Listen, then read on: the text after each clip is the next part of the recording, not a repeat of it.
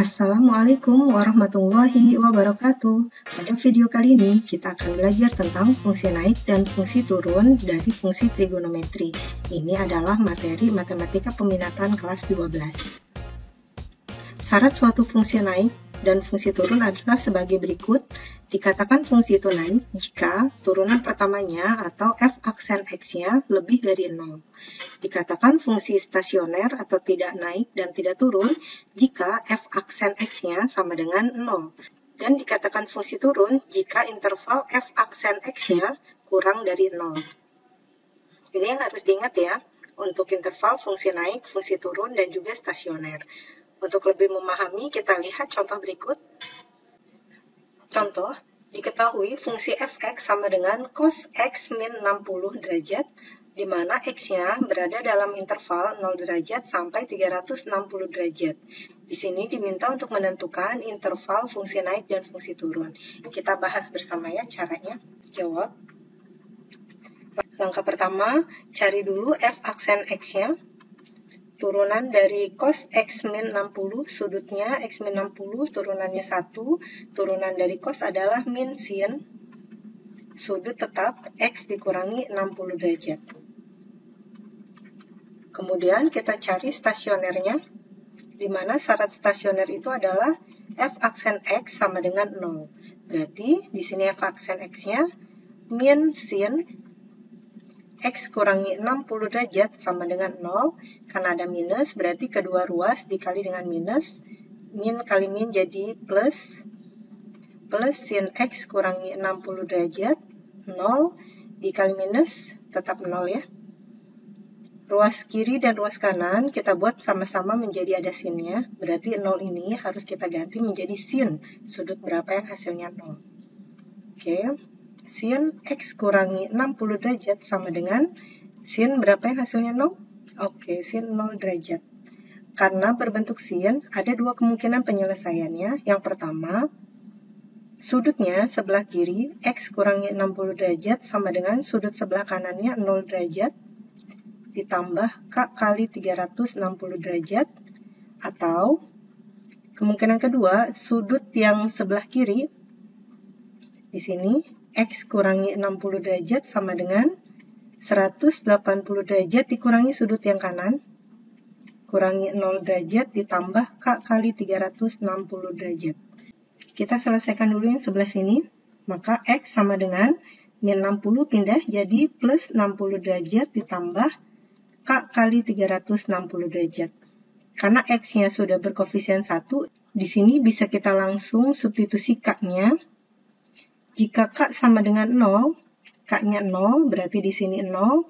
0 ditambah 60 derajat, maka x sama dengan 60 derajat. Dicek apakah 60 derajat ada pada interval yang diminta. Oke, interval x-nya dari 0 derajat sampai 360 derajat. Maka x sama dengan 60 derajat ini masuk ya. Kita beri tanda.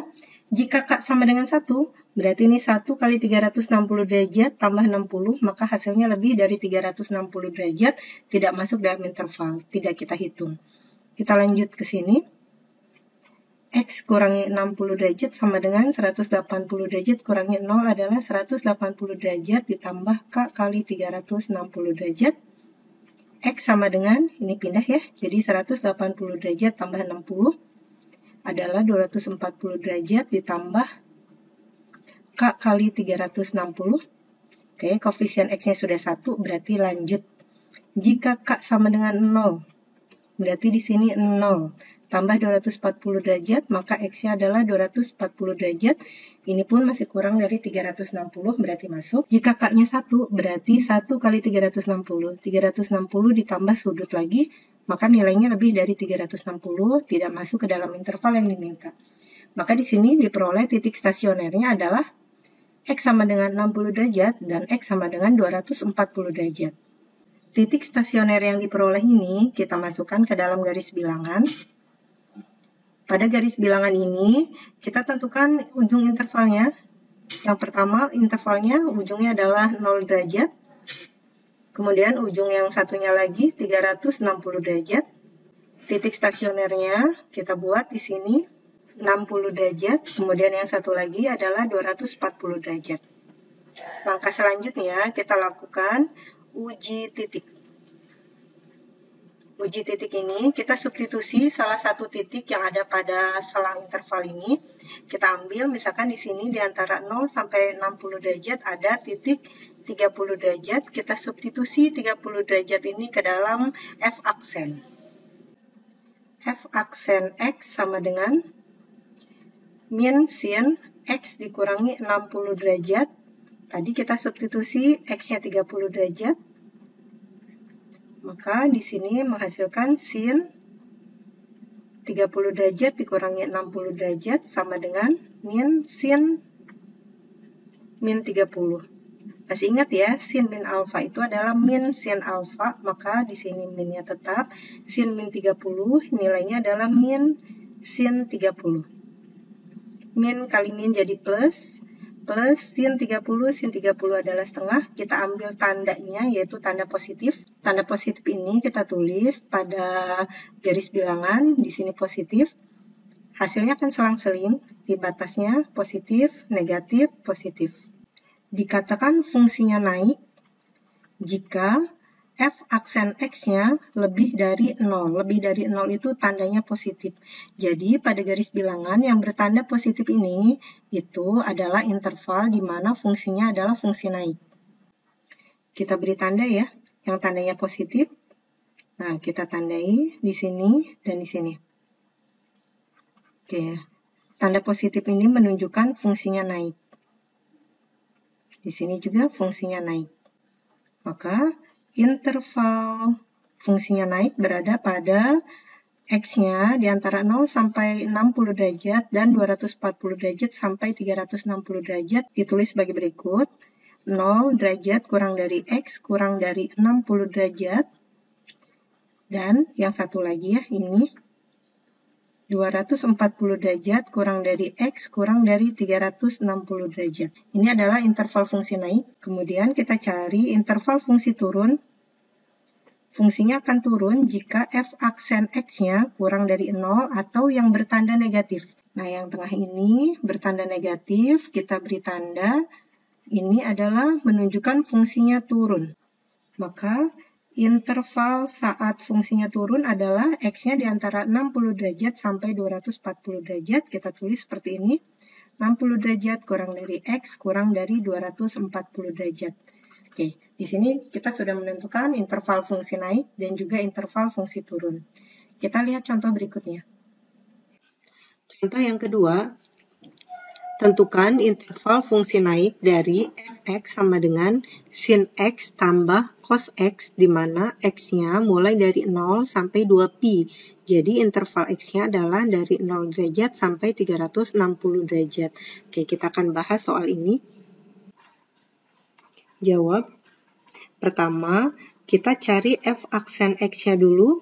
Turunan dari sin x tambah cos x adalah turunan dari sin cos x.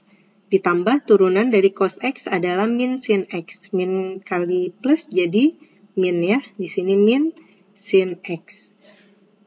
Kita cari stasionernya. Stasioner itu syaratnya adalah f aksen sama dengan 0. F aksennya cos x dikurangi sin x sama dengan 0. Kita pindah ruaskan sinnya ke sebelah kanan. Maka cos x sama dengan sin x. Untuk menyelesaikan persamaan trigonometri, ruas kiri dan ruas kanan harus sama. Sama-sama sin, sama-sama cos, atau sama-sama tangan. Jika kita lihat di sini, ruas kiri ada cos, ruas kanan ada sin. Di sini berbeda ya. Kita rubah supaya jadi sama. Kemungkinan besar di sini kita rubah menjadi bentuk tangan. Karena tangan itu adalah sin per cos. Maka supaya muncul tangan, kedua ruas ini kita bagi cos. Supaya ini jadi sin per cos ya. Bagi dengan cos x. Maka cos x dibagi cos x adalah 1 sama dengan sin x dibagi cos x. Nah, sin x dibagi cos x adalah tangan. Kita boleh tulis dulu di sebelah sini. Tan x sama dengan 1. Nah, 1 ini kita rubah menjadi tangan juga karena di sebelah kirinya adalah tangan. Maka tan x sama dengan tangan berapa yang nilainya 1? Oke, tangan 45 derajat. 45 derajat itu adalah pi per 4. Karena persamaannya berbentuk tangan, kita akan selesaikan dengan menggunakan persamaan tangan. Ada yang masih ingat bagaimana persamaan tangan? Kita akan menggunakan persamaan yang ini. Jika ada tan X sama dengan tan alfa, maka X sama dengan alfa ditambah K kali 180 derajat. Khusus untuk tangan, K-nya dikali dengan 180 derajat. Jika sin dengan cos, K-nya dikali dengan 360 derajat. Tadi kita sudah memperoleh bahwa tan X sama dengan tan pi per 4. Maka kita selesaikan, X-nya adalah alfanya pi per 4, berarti di sini pi per 4 ditambah K kali 180 derajat. Berarti K kali pi. Kita lanjutkan, jika K sama dengan 0, maka X-nya 0 ditambah pi per 4, diperoleh X sama dengan pi per 4. Pi per 4 ini 45 derajat, masuk ke dalam interval yang diminta ya. Oke, kita beri tanda checklist. Kemudian jika K sama dengan 1, kita hitung X-nya, K-nya 1 berarti 1 pi ditambah pi per 4, berarti satunya menjadi 4 per 4 pi tambah pi per 4, hasilnya adalah 5 per 4 pi. 5 per 4 pi ini 45 derajat dikali 5 adalah 225 derajat. Masuk ke dalam interval ini karena batasnya sampai 360 derajat, maka ini kita beri checklist. Nah, X dari titik stasioner ini kita masukkan ke dalam garis bilangan. Oke, ujung sebelah kiri garis bilangannya adalah 0, kemudian ujung di sebelah kanannya adalah 2pi, di sebelah sini pi per 4, maka di sebelah yang satunya lagi adalah 5 per 4 pi. Selanjutnya, kita uji titik. Ambil sembarang titik yang ada pada interval. Misal kita ambil titik dari 0 sampai pi per 4. Pi per 4 itu 45 derajat. Misal di sini kita bisa ambil sudut 30 derajat. 30 derajat itu adalah pi per 6. Substitusi ke dalam F aksen. F aksennya sama dengan cos X dikurangi sin X. Maka F aksen dari pi per 6 adalah cos pi per 6 dikurangi sin pi per 6. Hasilnya pi per 6 itu 30 ya. Maka cos 30 derajat adalah setengah akar 3 dikurangi sin 30 derajat adalah setengah. Setengah akar 3 lebih besar daripada setengah, maka hasilnya pasti angka positif. Angka di belakangnya tidak apa-apa, kita tidak hitung karena yang kita butuhkan adalah tandanya.